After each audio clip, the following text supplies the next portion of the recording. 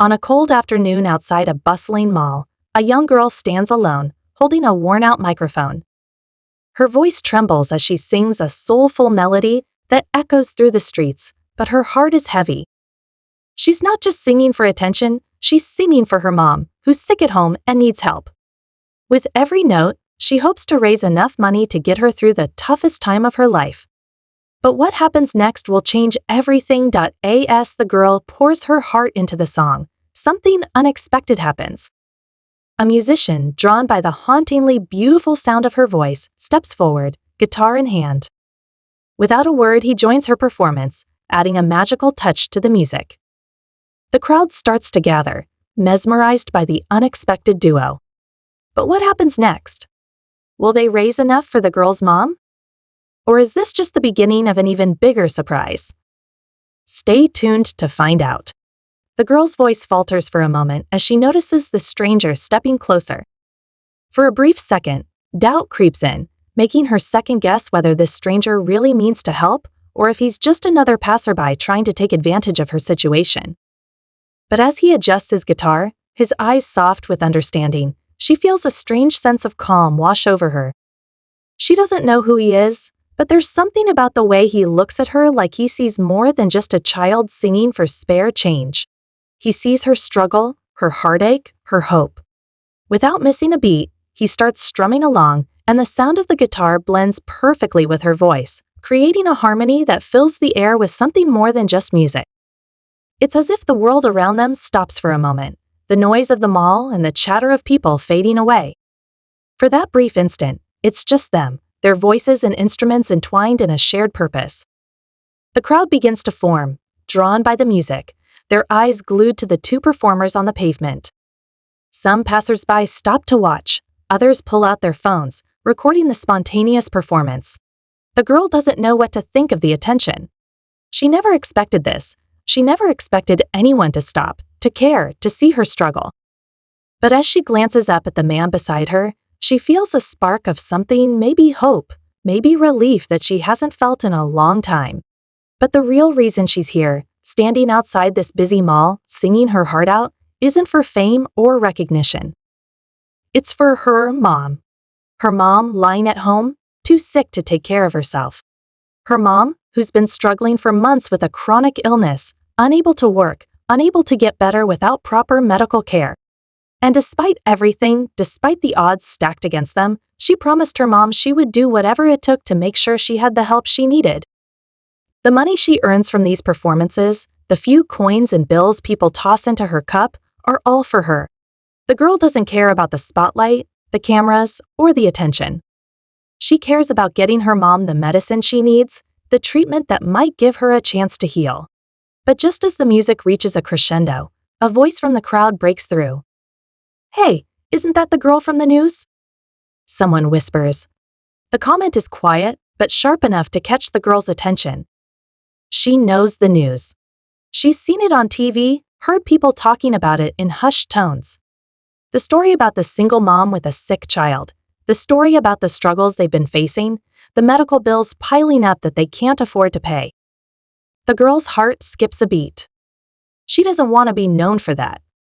She doesn't want to be some kind of symbol of poverty or tragedy. She just wants to help her mom. But now, with her voice caught in the swirling currents of attention, it's hard to remember what she's really fighting for. The musician seems to notice the change in the atmosphere. He glances at her, his eyes calm but filled with something else, concern maybe, or understanding. He starts to play a slower, more mellow tune, his fingers moving gently over the strings, as if to soothe the sudden tension in the air. The crowd quiets down, and the girl, still unsure of what to do, follows his lead. She sings softly now, her voice steady but filled with emotion. She feels exposed, like everyone can see her every fear, her every insecurity, and yet, there's something about this moment, something about the way the man's music wraps around her voice that makes her feel less alone. But then another voice breaks through the stillness, this time louder, more judgmental. Isn't she just using this to get sympathy? Is that what this is? Trying to make money off of your mom's illness? A woman calls out from the back of the crowd. The girl's heart sinks. The music falters for a moment, and she can feel the stares of the people around her. The words sting, the judgment cutting deeper than she would like to admit. For a second, she thinks about leaving. Just packing up and walking away, disappearing from the eyes of the crowd. But then she remembers why she's here. She's not here for pity. She's not here to be judged or to be a symbol. She's here because her mom needs her. The girl takes a deep breath, her hands shaking slightly, but she steadies herself, refocusing on the music. The crowd's judgment doesn't matter. The only thing that matters is her mom and her promise to get her the help she needs. The man continues playing, his music a gentle anchor amidst the tension. The girl raises her head, her voice rising once more, stronger this time, filled with determination. But just as she's about to sing the next line, a familiar figure appears from the edge of the crowd. The girl's breath catches in her throat. It's her mom's old friend, someone who hasn't been around in months. The woman walks toward them, her face unreadable, her eyes scanning the girl and the man beside her. "Is this how you're going to make money now?" the woman asks coldly, her voice sharp, filled with accusation. The girl doesn't know how to respond. Is this really how she's going to make money? Is this really all she has left to offer? She feels a wave of self-doubt rush over her, but she forces it down. She can't let herself falter now. She can't let anyone tell her that what she's doing isn't enough, that it's wrong. Her mom needs her. The woman's gaze shifts to the man playing beside the girl. "And who is this?" she asks, her tone dripping with suspicion. The musician glances up from his guitar, his eyes meeting the woman's with a calm, almost knowing expression. He doesn't say anything at first, but his silence seems to speak volumes. The girl feels a knot tighten in her stomach. Why is this woman here? Why now? But just as she opens her mouth to explain, something strange happens. The woman's eyes soften, and for the first time, the girl sees something like understanding in her gaze. "I didn't mean it like that," the woman says, her voice quieter now. I don't know what you're going through, but this isn't the way to handle it. You need more than just people watching you. You need help." The words are like a punch to the gut. Of course the girl needs help. That's why she's out here, singing in the cold, hoping for a miracle. She doesn't know what to say to this woman, or to anyone anymore. And as the tension thickens, the music begins to fade into the background. The words linger in the air like a heavy fog, pressing down on the girl, suffocating her. She's not sure what to say. The woman's voice, once sharp, now softened with a hint of something that feels like regret, seems to echo in her ears. You need more than just people watching you. You need help. The words cut through her, not because they're harsh, but because they're true. She does need help. She's been trying to do it all herself for so long, but every day feels like a struggle. She's not sure how much longer she can keep up this fight alone. The man beside her, the one who joined her without a second thought, looks over at her. His eyes are steady, understanding, but there's a quiet strength in them too. He doesn't say anything, but somehow just his presence calms her. It's as though he's reminding her that she doesn't have to bear the weight of it all by herself. That help can come in unexpected forms, even from strangers. For a moment, everything goes silent. The crowd, sensing the shift in the atmosphere, seems to hold their breath, waiting for anything to happen. The girl feels like she's standing on the edge of a precipice, unsure whether she should take a step forward or retreat. But then the woman, the one who had questioned her, takes a step closer. "I'm sorry," she says, her voice softer now, almost apologetic. "I didn't mean it to come out that way. I don't know how to help, and it's hard for me to watch." The girl blinks, surprised by the sudden change in tone. For the first time, she sees the woman for who she really is, someone who cares, but doesn't know how to express it.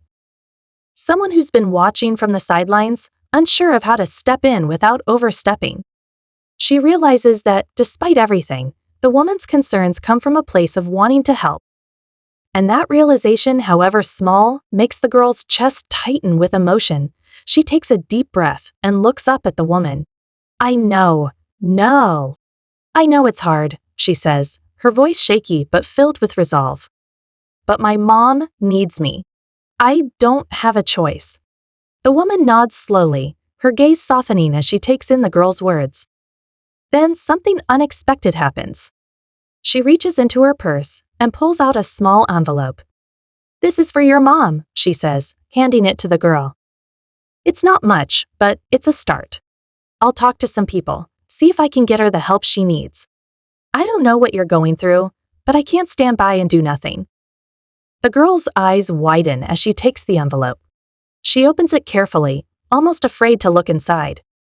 But when she sees the amount of money, enough to cover a significant portion of her mom's medical bills, tears well up in her eyes. She wasn't expecting this. She wasn't expecting anyone to help in this way. And for the first time in what feels like forever, a small weight lifts off her shoulders. Maybe, just maybe, things can get better. Thank you, she whispers, her voice thick with emotion. The woman smiles gently, her eyes warm.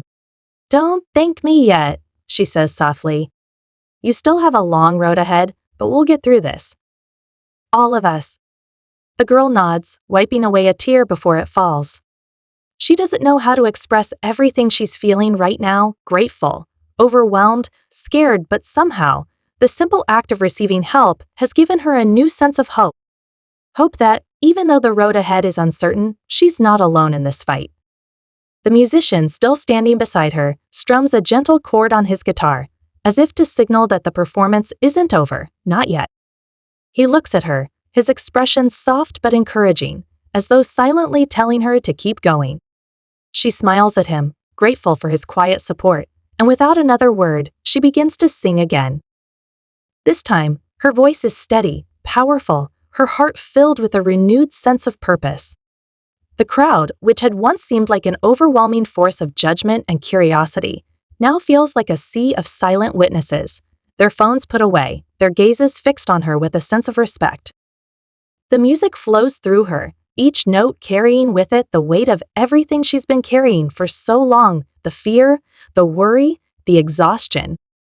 But now, as she sings, those feelings are transformed into something new, strength, resilience, and the understanding that even when things seem impossible, there's always a way forward. As the last note rings out, the crowd erupts into applause. The girl stands there, her heart pounding in her chest, still processing everything that has just happened. But before she can say anything, the musician gently places a hand on her shoulder. You did great, he says, his voice low and kind. The girl smiles, but it's a different smile now, one that's not filled with uncertainty, but with something more. It's a smile that says, I'm not done yet. The woman who had questioned her earlier approaches once again, this time with a more open expression. You're incredible, she says, her voice filled with admiration. I never expected this. I think we're all a little bit in awe. The girl nods, feeling a sense of peace she hasn't felt in a long time. It's strange, but the words of a stranger, someone she never thought would understand, are the ones that have made the difference today. She's not sure what the future holds, but she knows one thing for certain. She's not fighting alone anymore. The crowd disperses and people begin to return to their daily routines. The girl and the musician remain for a moment longer, standing side by side. The city feels quieter now, the noise of the mall and the people fading into the background. It's just the two of them, and for the first time in a long time, the girl feels like she's exactly where she's meant to be. She looks at him, unsure of how to express the gratitude she's feeling, but he just gives her a small nod, as if to say, you don't need to thank me. You did this. I couldn't have done it without you, she says quietly. The musician shrugs, a humble smile tugging at his lips. You had the courage to step out there. That's all that matters. And with that, they both turn and walk in opposite directions, the weight of their separate journeys lifting a little with each step. Back at home, the girl finds her mom resting on the couch, still weak, but looking up when she hears the door open. The girl walks over to her, sitting down beside her with the envelope in hand. She looks up at her mom, her eyes bright with hope. I did it, Mom, she says, her voice trembling with emotion. I got the help we needed. And as her mom's tired eyes fill with surprise and gratitude, the girl feels, for the first time in a long time, that maybe, just maybe, everything is going to be okay.